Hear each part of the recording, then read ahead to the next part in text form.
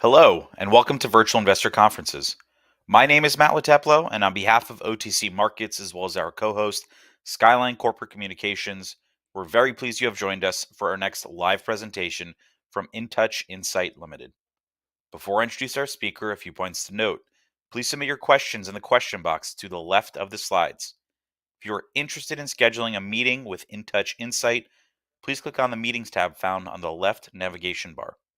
You will be able to view the company's availability and submit a meeting request. On a final note, all of today's presentations will be recorded and available for 24/7 replay.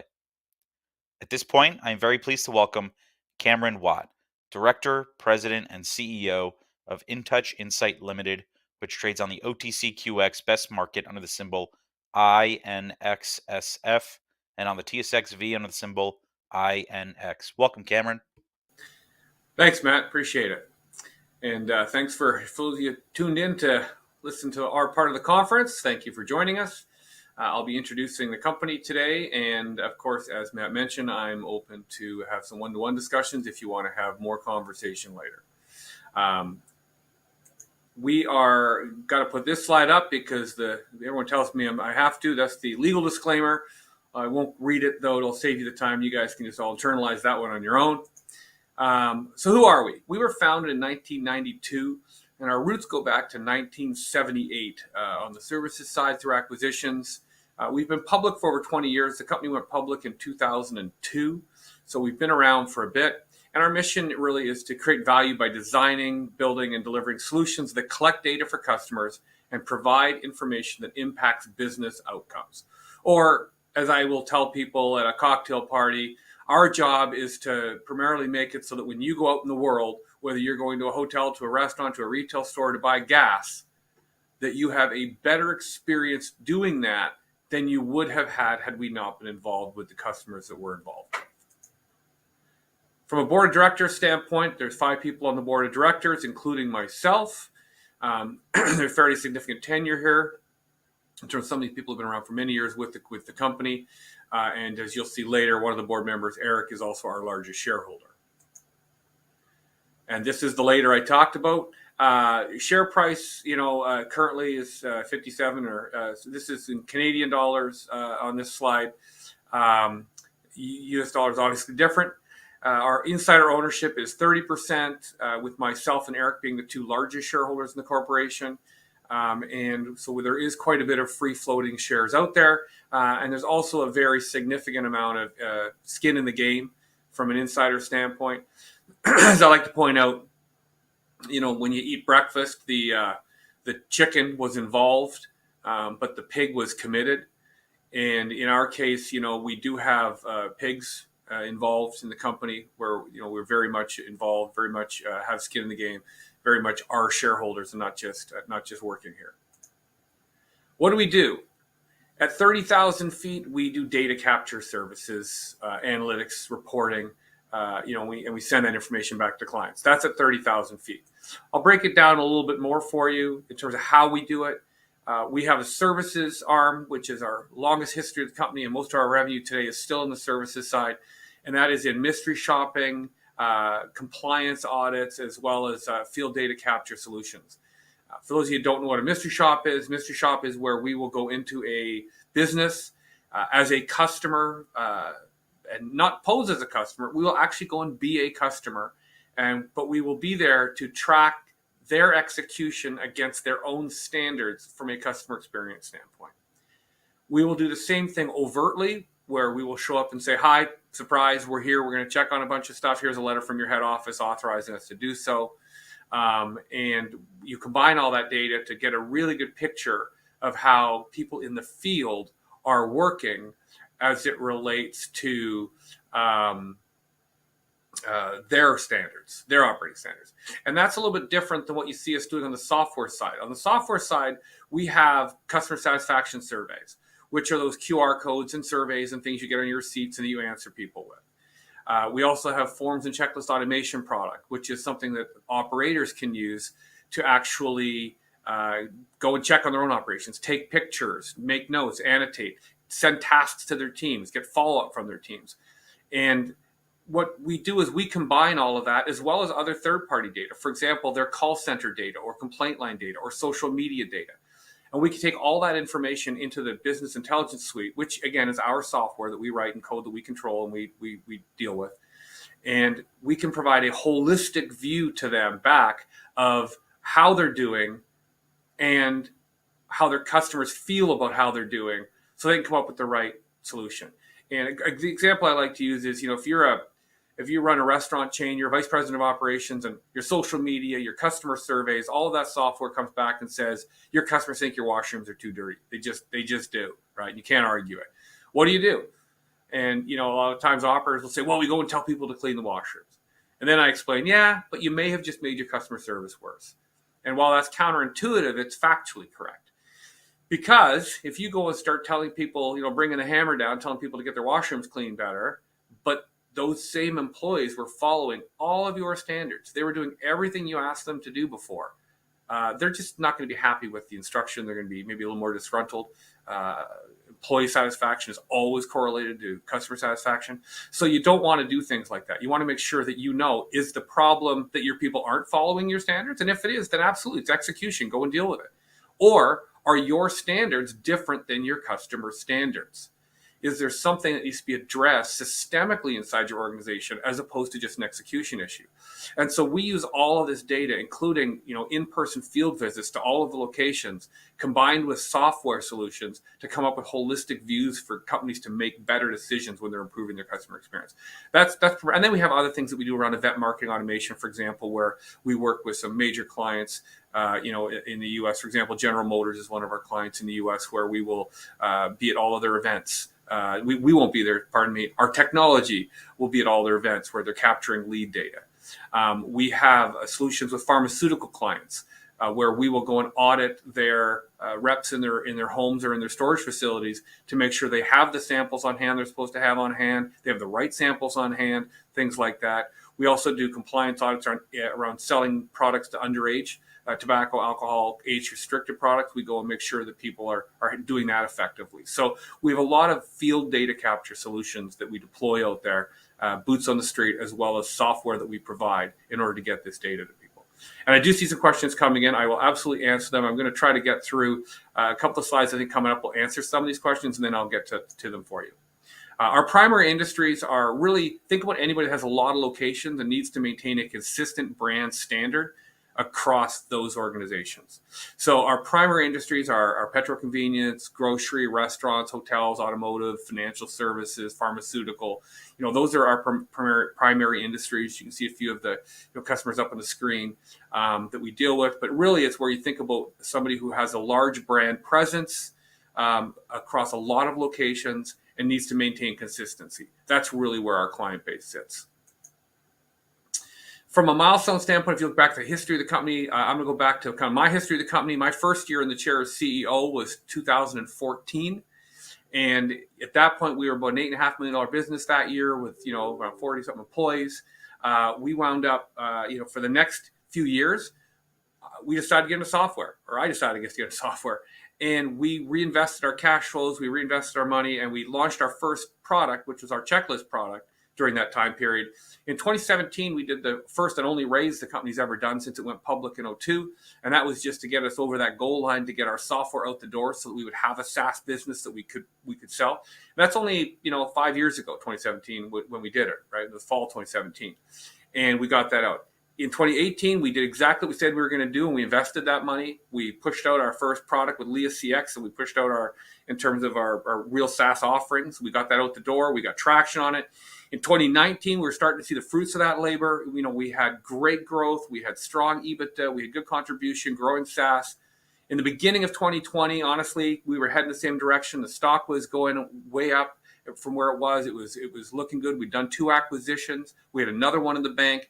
And then I don't know where you live, but where I live, March of 2020 was not a great time in terms of the economy and our situation. And I just told you who my client base was. Well, our clients closed their doors.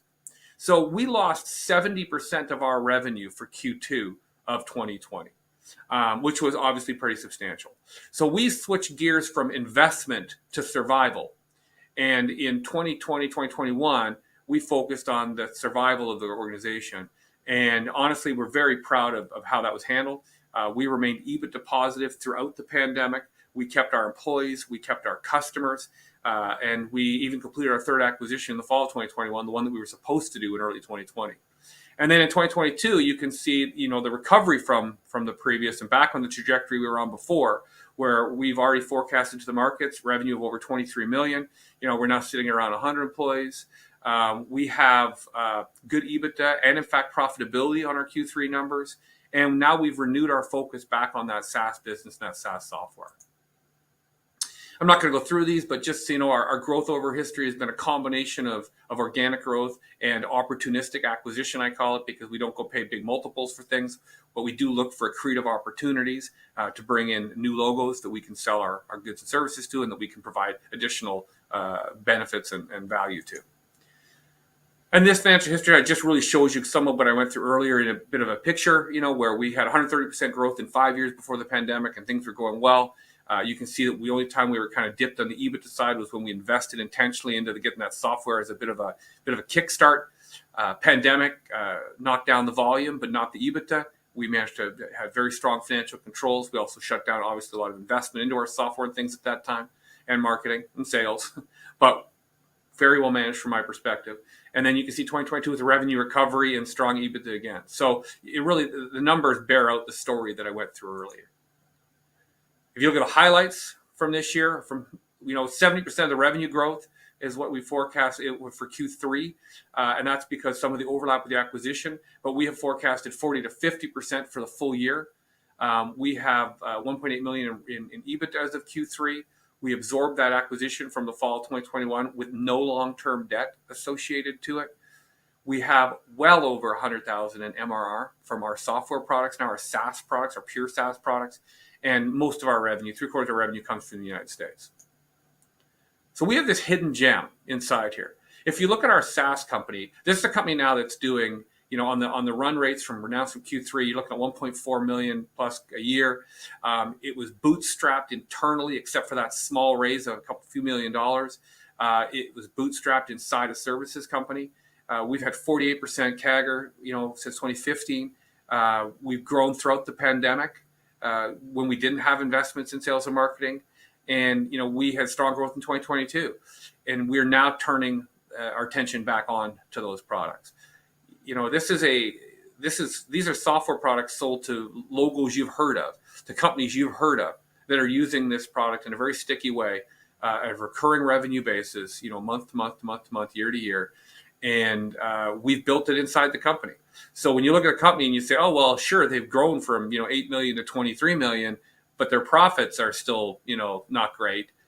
Yes, but we're also not raising money all the time. We're also not going to the market all the time. We are reinvesting our cash flows with strong financial management to build a software business without having to have 200 million shares outstanding and burn through tens and hundreds of millions of dollars. And so that's the hidden gem that's going on behind the scenes. So as we look forward, we've got a renewed focus on our SaaS products. We're going to continue to invest in our product capabilities. We're going to do additional investment in sales and marketing. We're going to seek new sources of revenue using our feet on the street model and capabilities that we have that we need to take advantage of. And we have a technological advantage over our competitors, particularly on the services side that we're leveraging. And of course, we're going to remain EBITDA positive. We're going to remain financially sound. If we did it through a pandemic, we can certainly do it as we grow. And if you look at just, there's not many comparables. There's none on the services side because there are no public companies on the services side. So we're the only one. On the software side, I've got Prontoforms and I've got Momentive and I've got Qualtrics up here. But at the end of the day, which is SurveyMonkey and Qualtrics, and if you, in the end, I'm not going to go through all the numbers here. You can take a look, but everyone's losing money. People do not have that strong a financial situation, and they trade at 2.4 to 4.4 times revenue on the software side. We have a very strong balance sheet. We have strong growth. We have, very low float in terms of potential upside, and we're trading at 0.6 times our forecasted revenue to the market. So, I believe that this, kind of says there could be some opportunity here, would be my feeling as I take a look at this. So, this is like I suggest let's capitalize on the opportunity. Customer experience measurement, right, helps companies navigate through change. And people talk about, oh, there could be a recession, or what happens here, what happens there. I mean, our clients didn't go away. They paused, but they didn't go away even with a pandemic hitting them. And they came back because as change happens, as the world changes around them, they have to continue to learn. They have to continue to know how to manage their businesses. We have a very loyal customer base. We've got the technology that helps businesses measure and deliver, right? In terms of their own operations and their own customer experience, and making sure that they make money. And combination of software and services really is one of the things that separates Intouch, because our largest competitors, on the Qualtrics and Momentive and these guys, they're billion-dollar companies. They don't offer services. We won an RFP against those guys recently at a very good-sized chain in the United States, because we were doing their mystery shopping and their auditing, and we get to put it all in one place, get all the data in one place. At the same time, the services companies, there's maybe 2 or 3 of us in North America that can actually deliver software and services. And even in those situations, most of those companies only have the survey software. They don't have the operational software. So we are a bit of a unicorn in our offerings to a large degree, in that we offer things across the spectrum that we don't have a lot of competitors, or even a competitor that does everything that we do. We have competitors that do different things that we do, which is, one of the leverages that we're making in terms of, cross-selling and getting our client base more engaged with our broader product line. And of course, when you're trading at, people talk about, trading at a multiple of revenue. Currently we talk about trading at a fraction of revenue. Speaking in Canadian dollars, we would be trading up towards 90 cents a share, north of 90 cents a share, just to be at 1 times revenue for the current growing profitable business. Now you can decide what's reasonable from a multiple standpoint, but we're currently trading at a fraction of revenue. So I think that we have an opportunity here for investors. And one of the things that I do say when I talk about the opportunity, though, is what type of opportunity is it? There's different types of investors, different types of companies out there. I can tell you that we focus here at Intouch. Our focus has been on making sure that we are building a really strong, really profitable, sustainable business. We have not been focused as much on share price in terms of just driving up share price. And partly that's because we have not had to raise capital. We're not looking to the markets all the time. We're not looking to dilute and raise funds. So we're not focused on the share price, or haven't been. And certainly through the pandemic, we have not been able to be. We've been focused on making sure that we just have a really good business, a business you can be proud of, a business that has a lot of length, a lot of history, a lot of future, and that is just a solid, good company. And we believe that if you have that, that value will be received. You will be able to find a way to get that value for shareholders.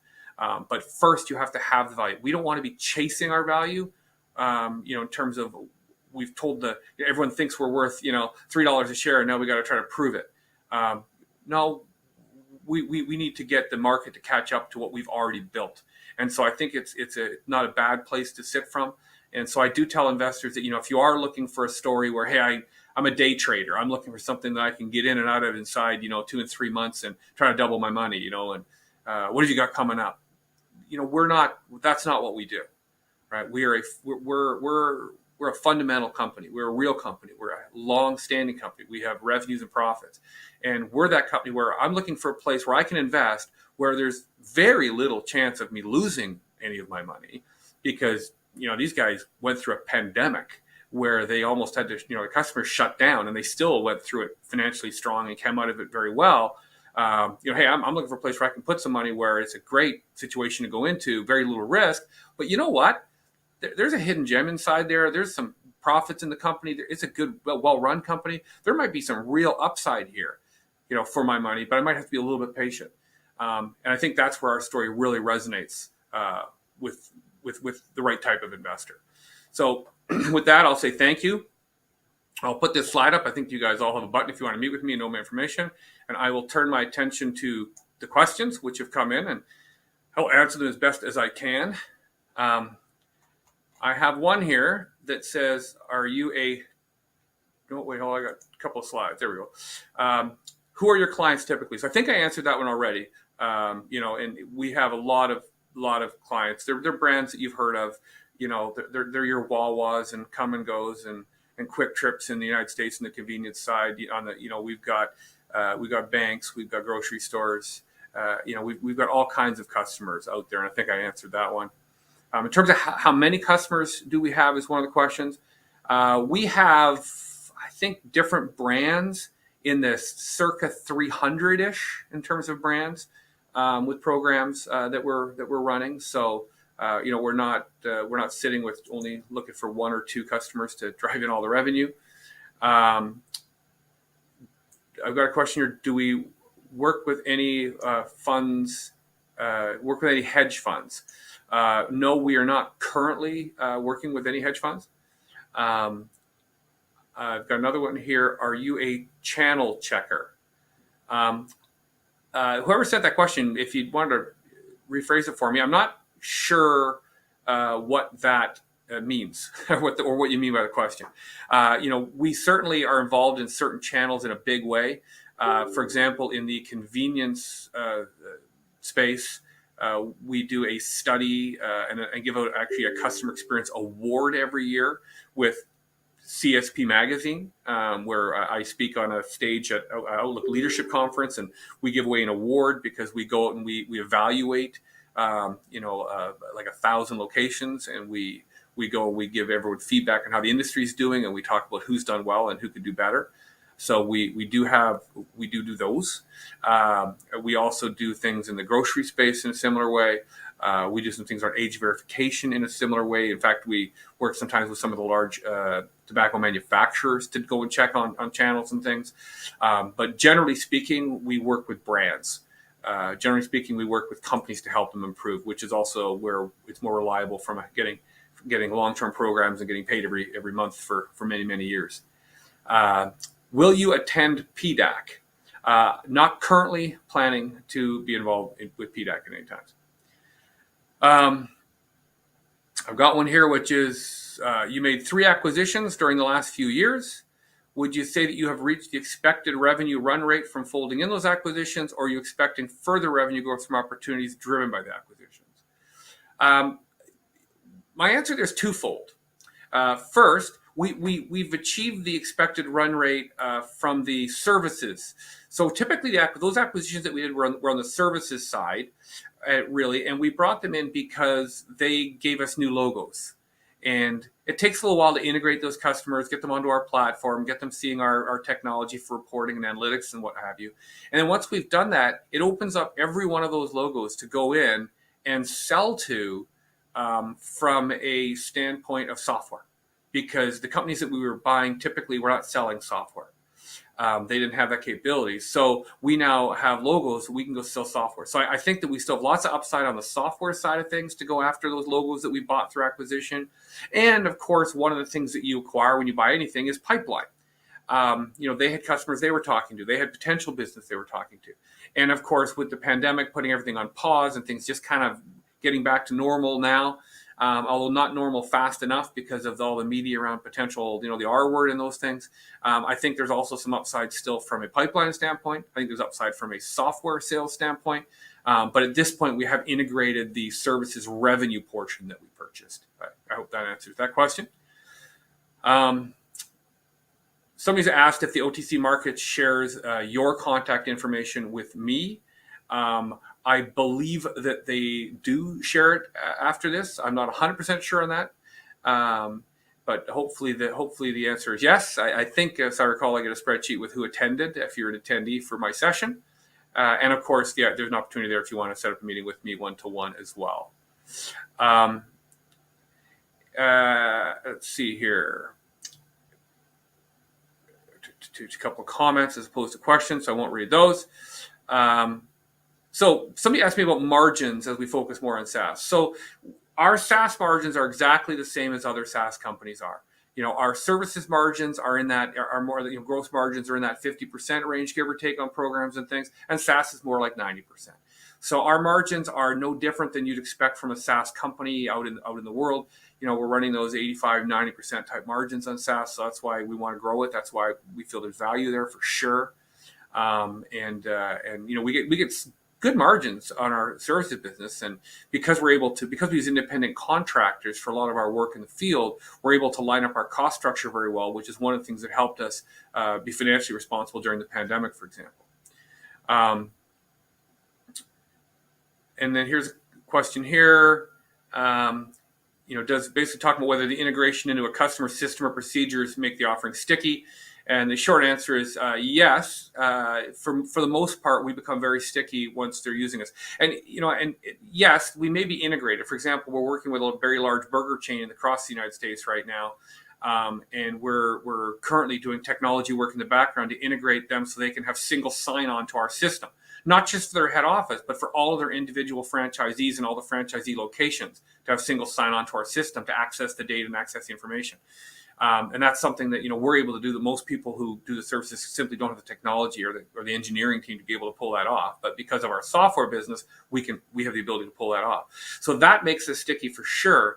But even beyond that, if you're using our checklist product, for example, and you have now trained your entire staff on how to use our checklists, and how to use that software, how to use that tool to go take pictures, to track things, to understand your business, and to follow up on issues. That's not easily just swapped out. Somebody has to really, want to make a change to make that change. So, it's great that way from a sticky standpoint. And that's why we have very, very little turnover. And that's why we've had the growth we've had over the years, to be honest with you, is that we have not had a great deal of turnover. Someone said impressive client list. Thank you. Yes, we actually have a lot of big logos that and somebody want to clarify the 100. Yeah, our full-time headcount is around 100. We might be a little south of that right now. But again, our field work out there, we do it all through an independent contractor model, using all kinds of third-party databases, and there's lots of mystery shoppers and people who do the audits and shops for a living, and they do it for lots of different companies out there, and they're parts of these databases that we can tap into. So we tap into a very broad industry model there, as well as our own proprietary model there, to make sure we can cover what we cover with as few physical employees that we have as possible.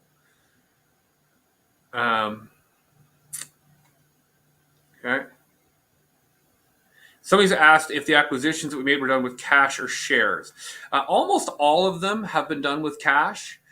We have used shares very sparingly over the years. In 2015, when we did Statipex, we gave 600,000 shares as part of that deal. With the deal recently in 2021, just because of the environment and what was going on at the time, we did use 1.5 million shares as part of that deal. But typically, we tend to use cash, and not just up front. We tend to use cash, and we tend to use cash over time, based on performance. So, if their clients don't stick around that we bought, and if they don't keep buying, and if they don't keep paying, then we don't have to pay either. So that's more typically the model as opposed to shares. Frankly, we're a little stingy with our shares. We treat them as a very, very important asset to us. Somebody's asked what the catalysts would be for the reevaluation of Intouch. I think that a couple of things, will have to happen there, or could happen there. One of them, I think, will be as that software grows from 1.4 to 2 to 3 to 4 to $5 million. As that grows, I think it's going to get noticed as a standalone situation as a company, which obviously there's options become available there as well. But I think that's the software growth in and of itself, I think, will be a catalyst. I think as we continue to perform and grow just in general, and as we get more scale, including our services growth, and as we continue to perform financially strong, I think that once you get to certain size, I think there's going to be a catalyst there as well. But I think ultimately it's going to be whether it's the overall business, whether it's the software business, or whether it's it's going to be growth. I think ultimately is going to be the catalyst of people noticing. I think that also has to probably combine on an axis point with where the market also has more appetite for microcap, has more appetite, for the type of investments, because the market also changes its appetite. And so I think where those points come together, I think is where we'll do very, very well. And at that, it's 10:30, and I think